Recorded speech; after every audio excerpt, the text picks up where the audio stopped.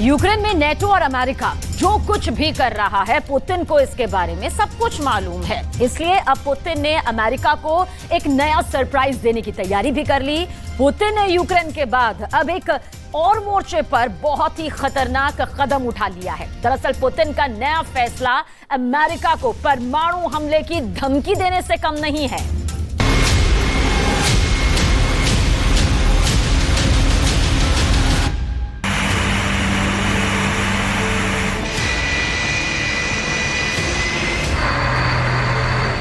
पूर्वी रूस का एक सीक्रेट एयरबेस, यहां पर व्लादिमीर पुतिन का एक ऑर्डर आया और पूरा एयरबेस एक्टिव हो गया।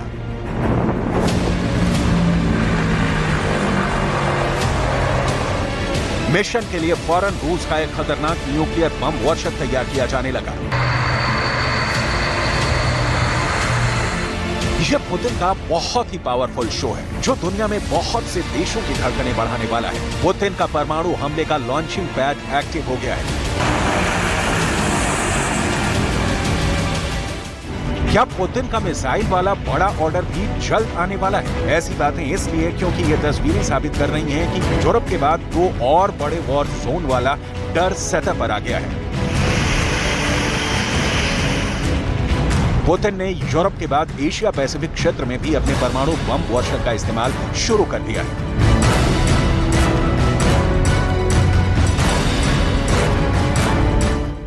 यह है रूस का Tu-95 न्यूक्लियर बॉम्बर। रूस ने अपने इस दशकों पुराने बॉम्बर को अब एक नए और बहुत ही खतरनाक मिशन पर तैनात कर दिया है। इस जहाज में लगे प्रोपेलर की आवाज गजब की है। ये जितना जमीन पर डराती है, उतना ही खौफ इसकी उड़ान के बाद दिखता है। इसके प्रोपेलर की आवाज हजारों मीटर की ऊंचाई से बहुत साफ सुनाई देती है। ये रूस की परमाणु स्ट्राइक वाली फ्लीट का बड़ा हिस्सा है। रूस के रक्षा मंत्रालय ने 1 मिनट का वीडियो जारी करके बताया है कि उसके इस बहुत ही खतरनाक विमान का असली मकसद क्या है। वीडियो को बहुत गौर से देखिएगा। इस 1 मिनट के वीडियो में विमान के अंदर का हिस्सा बहुत ही सीक्रेट तरीके से फिल्माया गया है। कॉकपिट को ऐसे रिकॉर्ड किया गया है ताकि इस विमान की उड़ान वाली डिटेल दुश्मन के समझ में बिल्कुल ना आए। क्या इस परमाणु बम वर्षक विमान में एटम बम रखा गया है? अगर इस विमान में एटम बम है तो उसका टारगेट कौन है?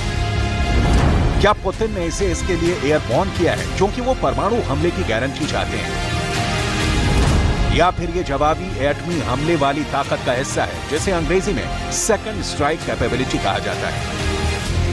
Tu-95 जब आसमान में होता है तो उसकी हिफाजत के लिए साथ में होते हैं सुखोई 30 और सुखोई 35 फाइटर जेट। ये दोनों जेट इस विमान को एस्कॉर्ट करते हैं ताकि दुश्मन के विमान रूस के इस बम वर्षक से दूर रहें। आप इसे पुतिन के आसमानी बॉडीगार्ड भी कह सकते हैं जो किसी भी हालात के लिए हमेशा तैयार रहते हैं। इनकी एयर टू एयर मिसाइल देखी जा सकती है, यानी ये दुश्मन के विमान को मार गिराने के लिए पूरी तरह तैयार है। पूर्वी रूस के सीक्रेट एयरबेस से शुरू हुई इस खतरनाक उड़ान का अंजाम क्या होगा कोई नहीं जानता, लेकिन ये जहाज जहां से गुजरेगा उसकी कुछ जानकारी मिल रही है।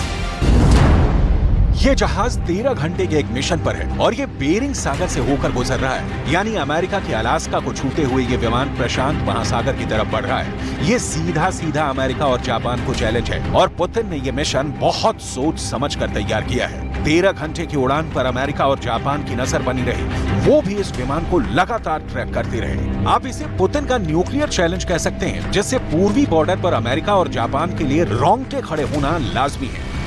इसके बाद आती है बारी रिफ्यूलिंग की, क्योंकि टेक ऑफ के बाद लंबी दूरी के मिशन के लिए विमान को और ज्यादा ईंधन की जरूरत होती है, इसलिए टंकी को टॉप अप करने के लिए आगे पहुंच जाता है। रूस का टैंक विमान IL-78 और फिर उसमें से निकला पाइप Tu-95 के रिफ्यूलिंग पॉड से जुड़ जाता है और शुरू हो जाती है आसमान में ही रिफ्यूलिंग। ये दोनों विमानों के लिए बहुत ही खतरनाक पल होते हैं। कॉकपिट का वीडियो पूरी तरह ब्लर कर दिया गया है ताकि इसके फ्लाइट पाथ यानी हवाई रूट के अलावा इस विमान टारगेट के बारे में दुश्मन को कोई जानकारी न मिले।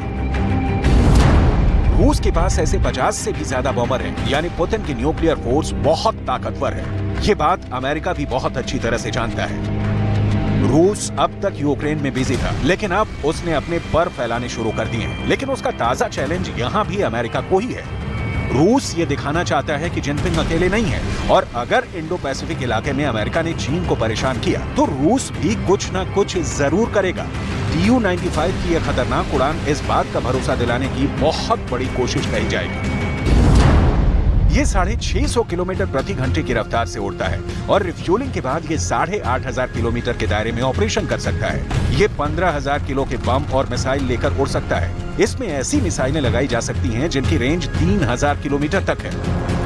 ऐसे 50 बॉम्बर्स में से कई जहाज अब पुतिन ने जिनपिंग की रिक्वेस्ट पर अमेरिका, जापान और दक्षिण कोरिया के आसपास पेट्रोलिंग के लिए तैनात कर दिए हैं। इससे पहले भी रूस और चीन के परमाणु बम वर्षक विमान इस इलाके में साथ में ऑपरेट करते रहे हैं। रूस के Tu-95 और चीन के H-6 के बॉम्बर अब पूर्वी चीन सागर और जापान के ऊपर मिलकर नजर रखते हैं। ये दोनों विमान कई मिशन साथ में अंजाम देते हैं और यही अमेरिका के लिए खतरे की घंटी है। दो देशों के न्यूक्लियर बॉम्बर का इस तरह साथ उड़ना हवाई गश्त से ज्यादा धमकी मानी जाएगी, क्योंकि ये दोनों परमाणु हमले के लिए इस्तेमाल किए जा सकते हैं। इस बार Tu-95 बॉम्बर ने जब 13 घंटे तक लगातार उड़ान भरी तो इसका सबसे बड़ा मकसद ये था कि टोक्यो से लेकर वॉशिंगटन डीसी तक ये बात समझ में आ जाए कि रूस किसी भी मोर्चे पर पीछे हटने के लिए तैयार नहीं है। इससे पहले जून में जब रूस और चीन के विमानों ने ज्वाइंट पेट्रोलिंग की थी, तब उनको एस्कॉर्ट कर रहे सुखोई विमानों का सामना जापान के फाइटर जेट से भी हुआ था। दोनों विमानों के पायलट एक दूसरे को इशारा करके पीछे हटने के लिए धमका रहे थे। इससे आप अंदाजा लगा सकते हैं कि इस वॉर जोन में कितना करंट फैला हुआ है।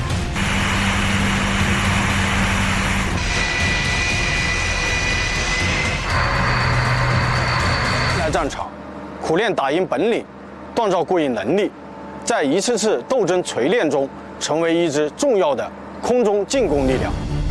जुलाई के पहले हफ्ते में ही रूस के नौसेना प्रमुख ने बीजिंग का दौरा किया है और वहां उनकी मुलाकात चीन के रक्षा मंत्री से हुई है।